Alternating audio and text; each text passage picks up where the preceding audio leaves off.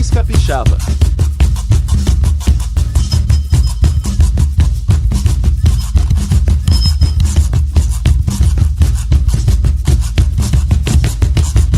Espírito Santo, eu nasci nesse lugar. Saudações capixabas, eu sou Vitor Taveira, estou aqui no estúdio 42B e esse é o programa mensal do Século Diário Raiz Capixaba. Fala um pouco sobre cultura, história, ecologia, memória e identidade do Espírito Santo. Lembrando para você seguir também nossos canais, nosso canal no YouTube e nas plataformas de áudio, acompanhar o seculodiario.com.br e o Instagram @tvseculo. Tem mais informações aí em todos os canais que você preferir. Hoje vamos falar um pouco sobre personalidades importantes, né? Personalidades capixabas. Para isso temos convidado aqui o Antônio de Pádua Gurgel, que é coordenador da coleção de livros Grandes Nomes do Espírito Santo e autor do recém-lançado O Menino da Ilha, que é esse livro aqui, que fala sobre seu pai, né? Que é o Mário Gurgel, um líder trabalhista, foi prefeito de Vitória, deputado federal, deputado estadual e vereador. Antônio, bem-vindo. Obrigado pela presença. Queria começar o nosso papo, né? Vamos falar de nomes importantes, falar do Antônio de Pádua Gurgel, né? Queria que você contasse um pouco de porquê, né? Além, né, dos cargos que ocupou, que evidenciam a importância política da figura do seu pai. Em primeiro lugar, quero agradecer o convite, isso é muito gratificante para mim. A primeira entrevista que eu dei para o Século Diário foi na década de 90. Tem tempo. E foi uma entrevista com a Fabiola Zardini. E entrevista muito legal. Foi um perfil que ela traçou da minha trajetória. E eu até hoje tenho isso bem guardado na minha memória. Bom, é o seguinte, quando eu comecei a trabalhar com livros, quando comecei a fazer livros, uma das ideias que logo apareceu foi fazer um livro sobre meu pai. Porque eu cresci ouvindo as histórias que ele contava, né? E eu tinha uma noção da importância que aquelas histórias tinham, não apenas para o Espírito Santo, mas também assim, da importância política, porque eu vivia, a nossa casa, ela normalmente tinha muitas reuniões de políticos, normalmente políticos de esquerda, etc. O nosso amigo Hermógenes ia muito lá em casa, aliás, ele era compadre do meu pai batizou um filho dele, e outros militantes de esquerda iam sempre lá, e eu sabia, eu tinha noção da importância que aquelas histórias tinham. E aí quando eu comecei a fazer livro, como eu falei, eu não estava em Vitória, o primeiro livro que eu fiz eu estava no Rio e lancei em Brasília. Depois o segundo livro eu fiz em Brasília, lancei lá em Brasília. E quando eu voltei para Vitória, na década de 90, que eu comecei a minha produção editorial aqui. E aí eu decidi que uma das histórias que eu precisava contar era a história do Dr. Mário. A história dele tem várias maneiras de se contar, né? Inclusive do ponto de vista político.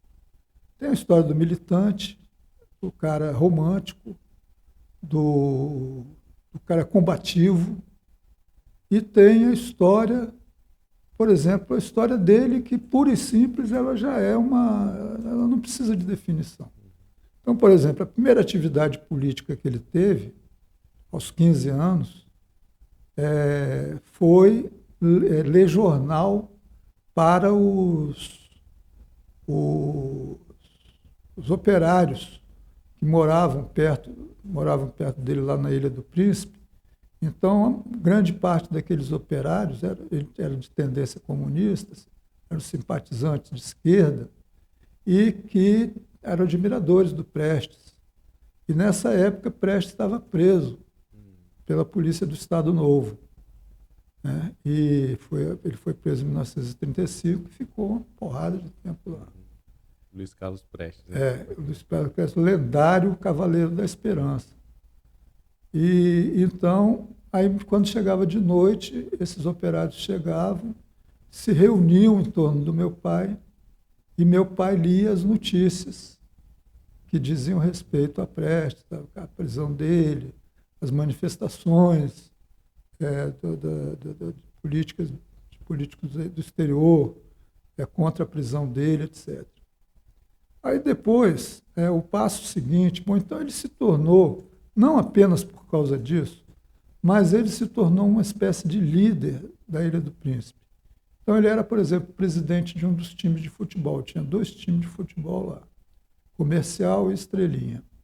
Comercial era um time, assim,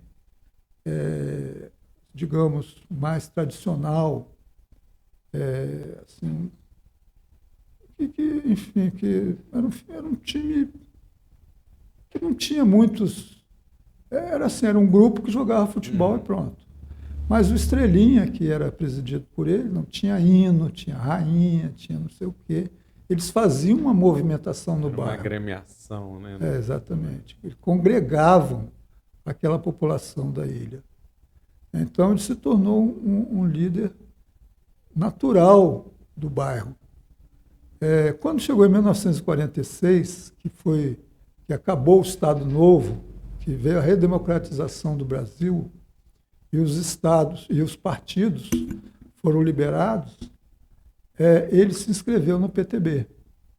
E quando ele se inscreveu no PTB, o Argilano Dario, que era o presidente do PTB, foi lá na ilha e pediu o apoio dele. Aí ele falou assim, não, eu também, tudo bem, mas eu também tenho minha pretensão, eu quero ser candidato a vereador. Aí eu falei, mas nós já temos um outro candidato aqui, coisa e tal, você podia ter falado antes. Enfim, não rolou.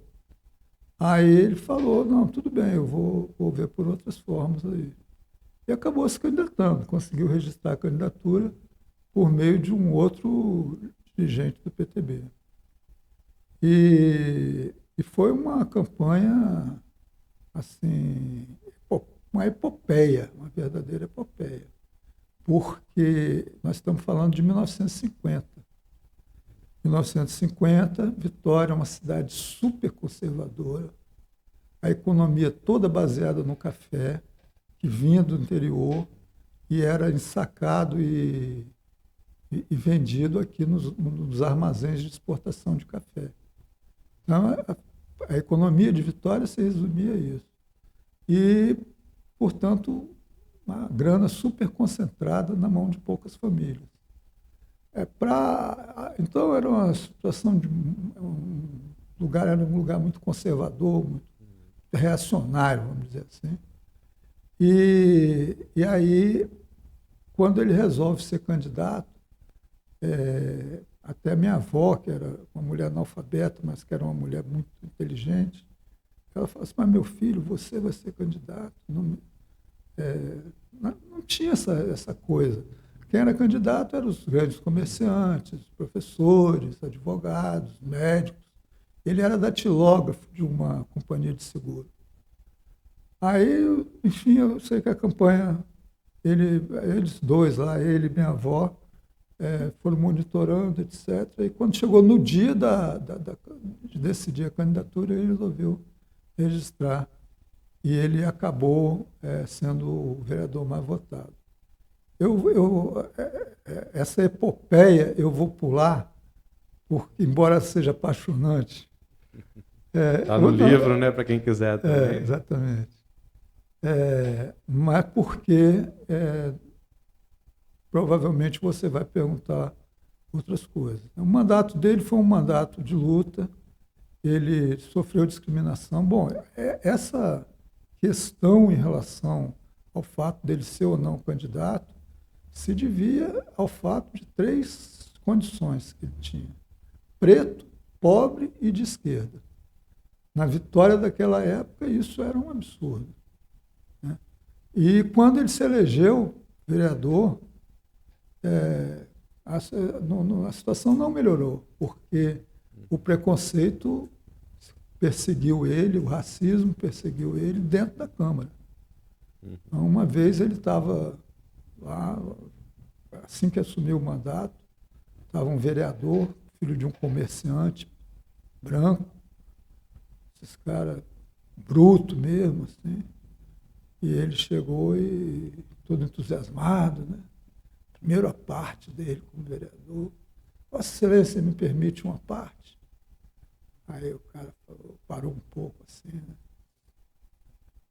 Eu vou dar uma parte para Vossa Excelência, mas Vossa Excelência nunca esqueça a distância que nos separa. Aí ele tomou aquele baque assim, né? E falou, a distância é moral, Excelência? Aí tinha um outro vereador do PTB, amigo dele, falou assim, não, a distância é em votos. É porque Vossa Excelência teve 291 e ele só teve 72. E a imprensa adorava, né? A imprensa era o prato cheio. Aí no dia seguinte, os jornais todos, pá, esculhambando com o outro vereador e elogiando ele. Teve outros episódios também, dentro da Câmara. E teve tinha um vereador, que era um vereador muito conservador, era católico, a Igreja Católica naquela época. Quem conhece a Igreja Católica hoje, pós-concílio Vaticano, não imagina como a igreja era. A igreja era super conservadora, aliada do latifúndio, entendeu? E era terrível. Então tinha um vereador que era do Partido Democrata Cristão, e meu pai estava fazendo um discurso sobre uma greve que estava tendo dos funcionários da prefeitura, inclusive. Aí esse vereador católico me chegou lá e falou assim, tire a máscara, comunista! Tire a máscara! Vossa Excelência não passa de um comunista. Aí meu pai falou assim, Vossa Excelência não pode dizer que eu sou comunista, porque eu nunca fui à sede do partido. Aí o vereador falou assim, os maiores comunistas são aqueles que nunca vão à sede do partido. Aí meu pai falou, então Vossa Excelência é um deles, porque Vossa Excelência também nunca foi. E a imprensa no dia seguinte... Pá, o livro está cheio dessas anedotas também, né? Muita historinha. Mas assim, que você considera os principais feitos políticos dele, né? Tanto como deputado, também como prefeito, né? Olha, como deputado, quer dizer, né, em linhas gerais, a atuação, a carreira política dele foi dedicada à justiça social. Então ele tem uma obra social, por exemplo, ele tem a Casa do Menino, que é uma instituição que ele criou em 1958, que existe até hoje. Que na época era um abrigo de menores e hoje em dia é um centro profissionalizante.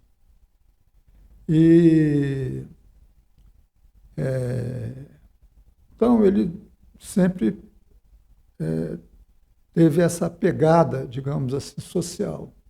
Agora, o período assim que ele viveu como político era um período antidemocrático, na maior parte do tempo. Então, por exemplo, logo em 64, quando o golpe militar foi instaurado, ele corajosamente demarcou a sua posição. E ele era deputado estadual. Ele era deputado estadual. E ele era o líder da maioria. Estou falando isso porque um deputado, na noite do dia 31 de março para 1º de abril, em que as tropas do general Mourão estavam se deslocando para Guanabara, então o estado da Guanabara, havia aquela movimentação sobre um golpe de Estado. E então, aliás, já era o próprio golpe de Estado. E então o Brizola, como resistência, criou a cadeia da legalidade. E aí, por meio dessa cadeia da legalidade, ele, talvez por engano, ele convocou um dos deputados, que não tinha nada a ver, para comandar o Grupo dos 11 do Espírito Santo. O Grupo dos 11 era uma organização que ele criou com o objetivo de mobilizar a população em torno de determinadas causas, reformas de base, etc. Então, ele falou, General Frota, assuma o comando do Grupo dos 11 do Espírito Santo. Aí o General Frota ficou apavorado, porque ele ficou queimado. Então, no dia seguinte, ele apresentou um voto de louvor às Forças Armadas por estarem livrando o Brasil da corrupção e da subversão comunista.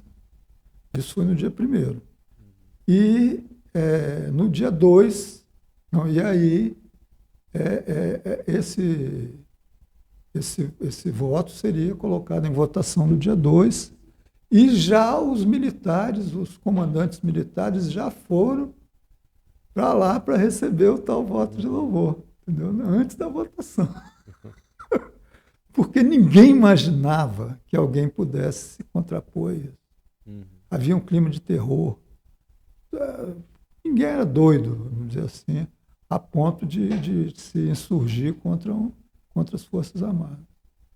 Mas aí o meu pai fez um discurso de 40 minutos, elencando uma série de situações vexatórias para o Exército Brasileiro, etc., e negando esse voto de louvor. Saiu de lá preso, um jipe. Né? E então, a partir daí, ele marcou a sua posição, sendo que pouco depois foi enviado para o Espírito Santo o coronel Dilermando Reis, que mais tarde veio a ser comandante do 2º Exército. E a missão do coronel Dilermando Reis era caçar o mandato do governador Chiquinho, Francisco Lacerda de Aguiar. Só que ele não podia fazer isso, ele tinha que instaurar uma comissão de inquérito e a Assembleia, então, destituiu o governador. Meu pai, como era o líder da maioria, ele foi nomeado relator dessa comissão, era a comissão especial. E o líder do PSD, que era o Cristiano Dias Lopes, era o presidente. E eram 5 integrantes. E aí o meu pai, o Dilermando veio pediu para falar com meu pai foi lá. Aí ele falou bem assim, quero alertar o senhor de que o seu voto é muito importante para o Exército. Mas, porque com o seu voto e mais 2 votos, nós podemos destituir o governador. Aí meu pai não respondeu nada. Aí foi lá, falou, nós vamos apurar os fatos, e o que houver, a gente vai julgar conforme os fatos que aparecerem. E, no fim, apresentou um relatório inocentando o governador. E esse relatório foi o vencedor. E aí o Dilermando mandou chamar ele de novo lá. Vossa Excelência vai se arrepender amargamente por esse voto que o senhor proferiu. Aí meu pai falou assim, mas o Exército vai se arrepender muito mais perante o que está fazendo, vai se arrepender muito mais perante a história pelo que está fazendo nesse país. E pronto. Pois é. A história está aí para mostrar, né? Quem tinha razão, né? E eu queria que você falasse um pouco também, assim, né, tem muitas histórias que acho que é importante o livro, né? Condensar uma liderança hoje pouco conhecida, né? Como você falou, dentro de um campo de esquerda, um campo popular, de toda uma luta. Mas você falasse um pouco também da importância da memória, porque a coleção, né, que você falou, né, que começou lá muitos anos atrás, traz várias dessas personalidades, algumas são mais conhecidas, como a gente tem aqui, por exemplo, o Rubem Braga, outras são menos, né? Outras são mais lembradas pela geração que conviveu essa época, e a juventude hoje não observa. Como é que você enxerga assim, essa relação também que a gente, como capixaba, tem com essas pessoas, com essa personalidade, com essa memória histórica mesmo do Estado?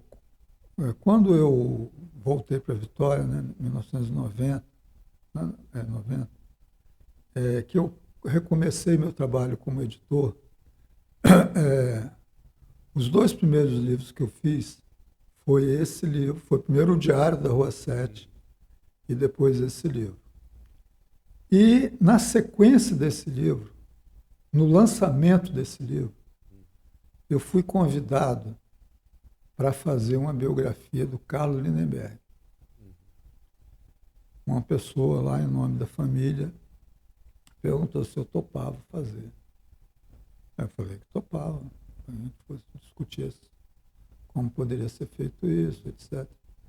E aí, aí eu passei a frequentar muito a Gazeta, para poder pegar informações a respeito do Carlos Lindenberg. E foi o diretor-geral da Gazeta, Plínio Marchini, jornalista, que me deu a ideia. Chegou um dia lá para mim e falou assim: Gugel, olha o que eu vi lá no aeroporto de Porto Alegre. Era um livrinho muito semelhante a esse, escrito assim, Esses Gaúchos.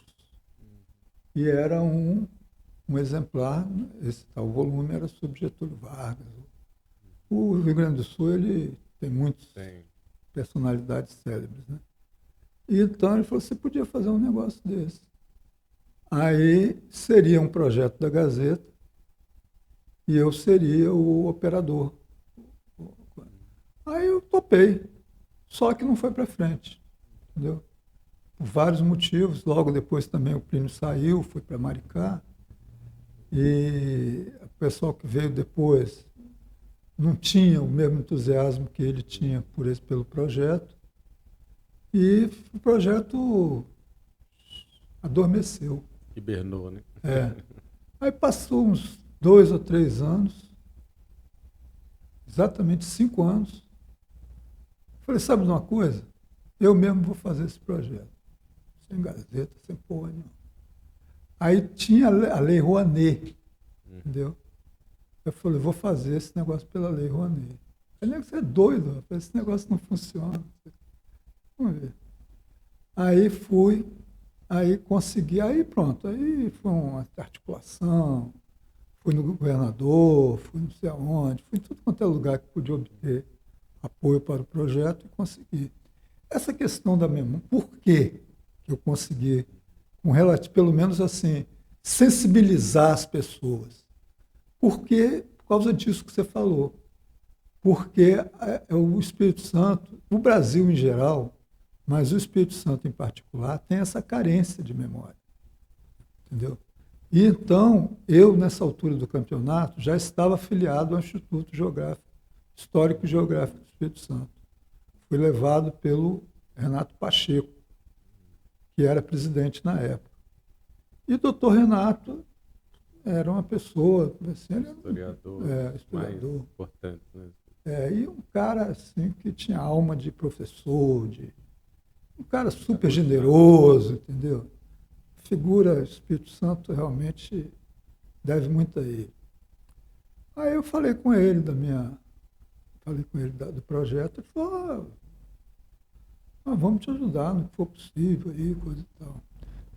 Uma outra pessoa que ajudou muito foi o Dr. João Batista Erkenhoff.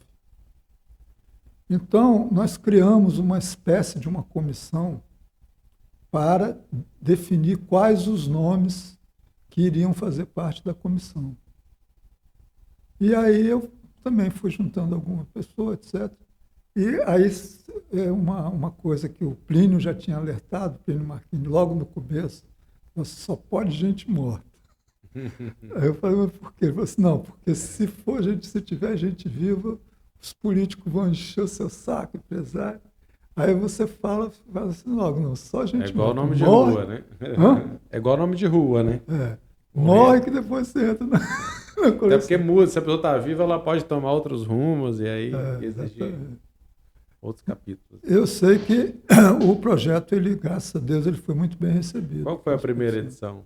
Você lembra? O primeiro livro foi Siciliano Abel de Almeida. Foi lançado na presença da Maria, a sobrinha dele,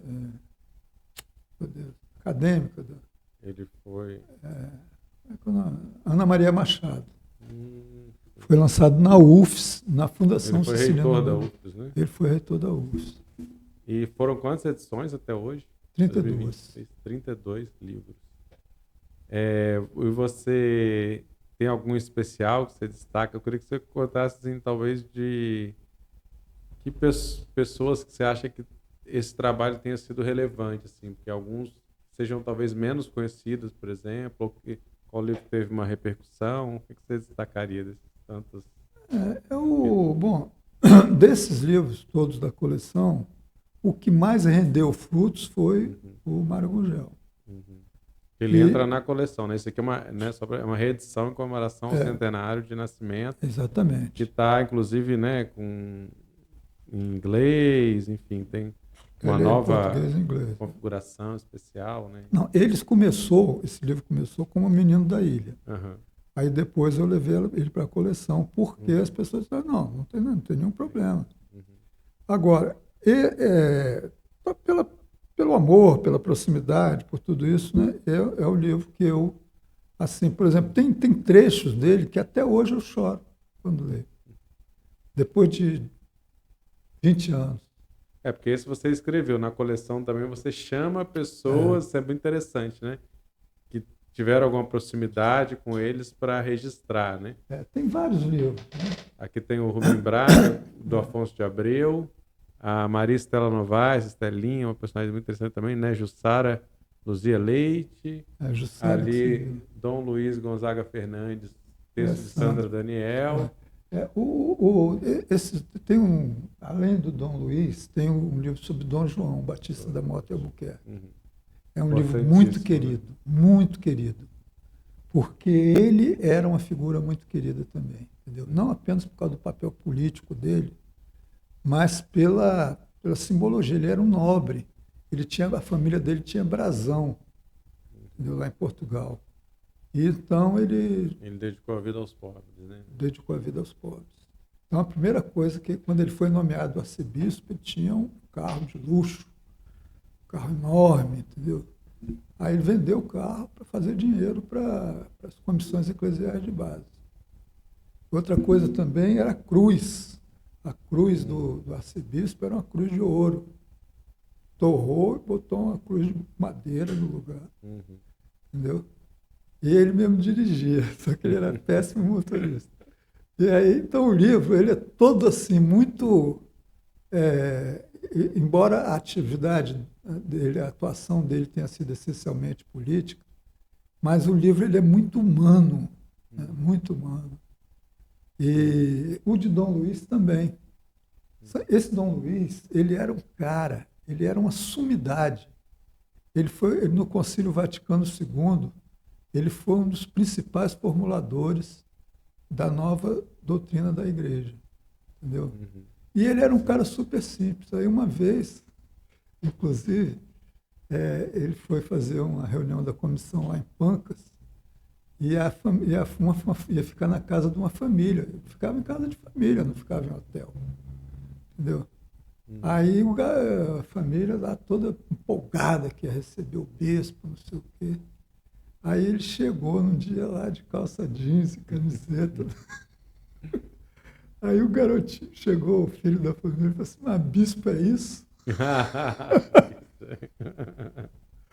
Então eles eram todos muito simples, esses padres da nova igreja. Né? E não à toa, o Espírito Santo foi, de fato, assim, um expoente mesmo, né? Da teologia da libertação, das comunidades eclesiais de base. Isso. Também por causa dessa atuação. E a coleção, ela continua? Ela está parada. Ela está parada porque, do ponto de vista de patrocínio,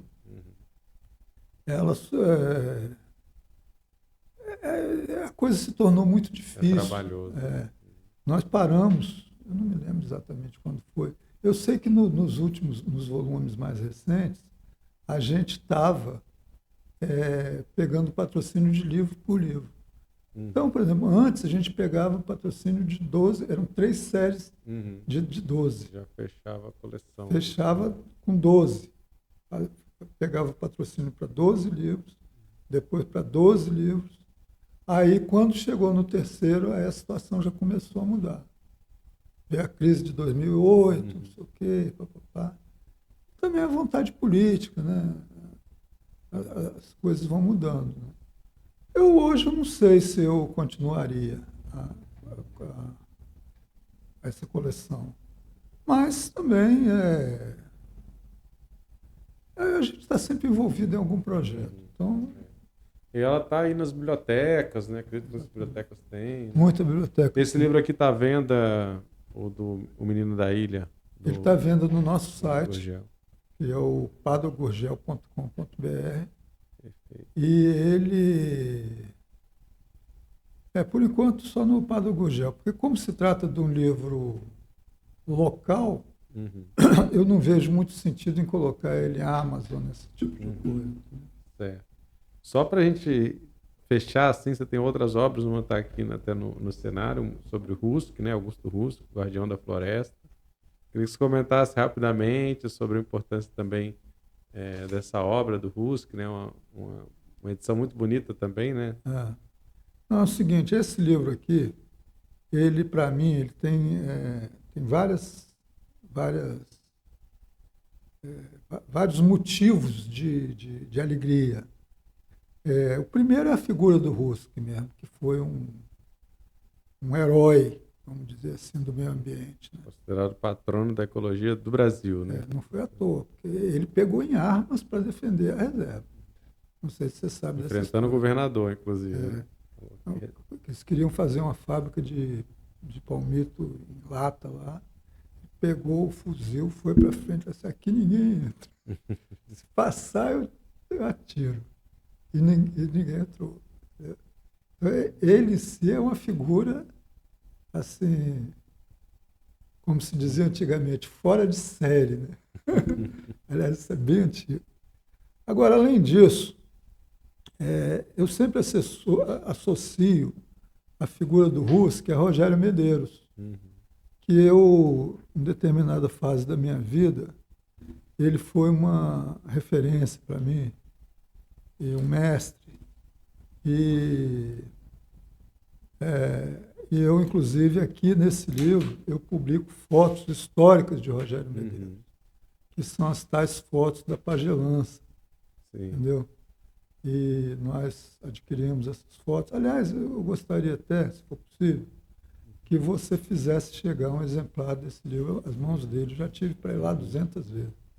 Mas é uma coisa, é outra, é uma coisa, é outra. Eu andei tendo uns probleminha também aí, acabei não podendo ir. Mas, enfim. Então, esse livro, ele é um livro que ele tem um lugar muito especial para mim também, no meu coração. E outro que eu queria saber aí, um livro que eu li, né, quando estudando jornalismo, que é o Diário da Rua 7. Você falasse rapidinho um pouco também sobre a importância desse jornal, né? Estava na Rua 7, né, em Vitória. O Diário, na verdade, é o nome, né? O Diário da Rua 7 é o nome do livro, o nome como era conhecido. Rogério também trabalhou lá, né? Rogério tem trabalhado. Enfim, e vários jornalistas. Como é que você vê a importância? Rogério foi um dos diretores, durante um período lá, foi um dos diretores. O Diário, ele surgiu. O Jones Santos Neves era governador do Espírito Santo em 1954 e lançou para sua sucessão o Eurico Salles. Só que o Eurico Salles perdeu a eleição para o Chiquinho, Francisco Lacerda de Aguiar, que era da UDN.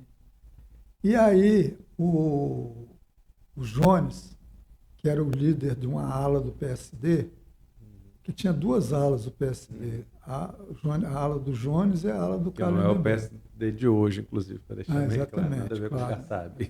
Toda vez que a gente fala PTB, PSD, coisa e tal, é outra história. Mas então, aí o Jones queria um jornal para defender o governo dele das acusações que sempre havia quando um governo de oposição assumia.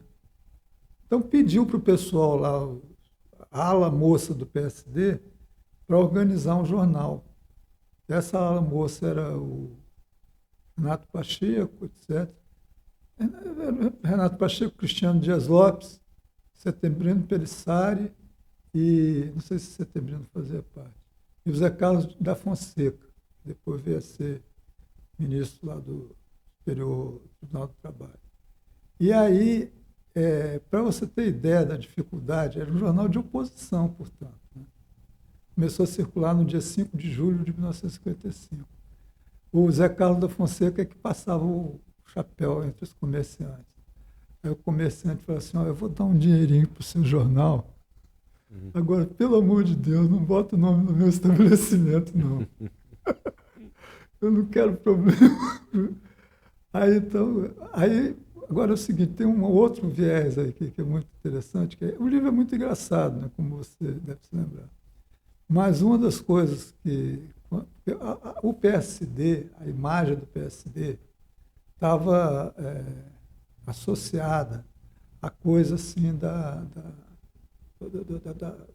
roça, da área rural e dos cangaceiros também, dos jagunços, entendeu?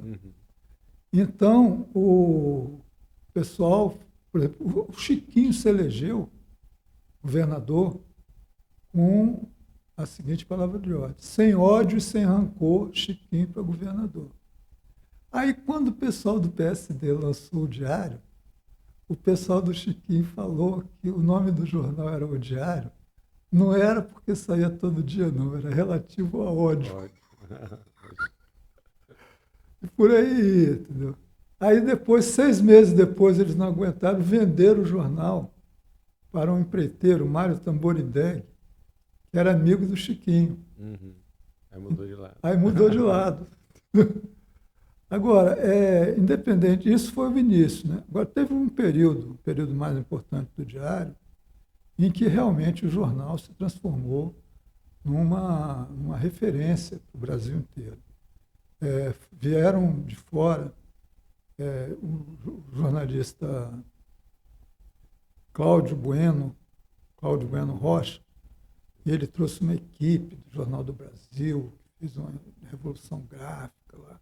Tinha sido feita uma revolução gráfica no Jornal do Brasil, e ele trouxe a equipe para fazer umas adaptações, e do ponto de vista editorial, uma grande parte da equipe era composta por estudantes que não tinham interesse financeiro. Eles queriam publicar o que eles quisessem. E isso eles tinham no Diário. Havia gente que dependia daquilo, né? Claro, os gráficos, e mesmo alguns jornalistas que tinham família, etc. Mas tinha muito esse negócio de a remuneração ser um vale. Quando tinha vale para tomar uma cerveja no fim de semana, etc. Então, do ponto de vista empresarial, era um pouco caótica a situação. Mas o Diário ele representou uma paixão também. Tanto que o título do livro, O Diário da Rua 7, nós colocamos o subtítulo 40 versões de uma paixão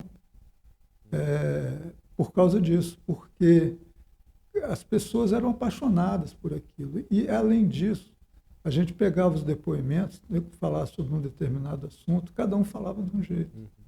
Então, não dava para você contar uma história. Você ouvia 5 depoimentos, eram 5 histórias. Aí resolvemos publicar os depoimentos. Aí ficou 40 versões de uma paixão. Então, o editor executivo foi o Ézio Pessari, um grande companheiro. Então, assim, esses livros todos que nós falamos, né, a maioria deles está disponível, então, lá no padoagurgel.com.br. Vou botar o link aqui também na descrição, né, do programa. E agradecer, né? Poderíamos ficar mais 1 hora aqui, 2, 3 falando, com histórias, com memória, com essas anedotas. Então, assim, o convite para o pessoal, né, conhecer mais, se atentar também para essas personalidades, né, que fizeram história aqui no Espírito Santo ou daqui para o mundo, né? E agradecer a Antônio de Pádua Gurgel pela presença. Foi o Raiz Capixaba, um programa mensal do Século Diário que está disponível no YouTube, nas plataformas de podcast. Você pode seguir a gente também aí, divulgar, compartilhar, comentar, que tudo isso ajuda também a difundir essa imprensa, né, alternativa, independente, que a gente constrói aqui, também no séculodiario.com.br. Todo dia tem notícias novas aí sobre o Espírito Santo, sobre a perspectiva crítica. Então é isso, Antônio, obrigado e até a próxima. Eu que agradeço. Foi um prazer conversar com vocês e um prazer voltar a essa casa. Beleza, até logo.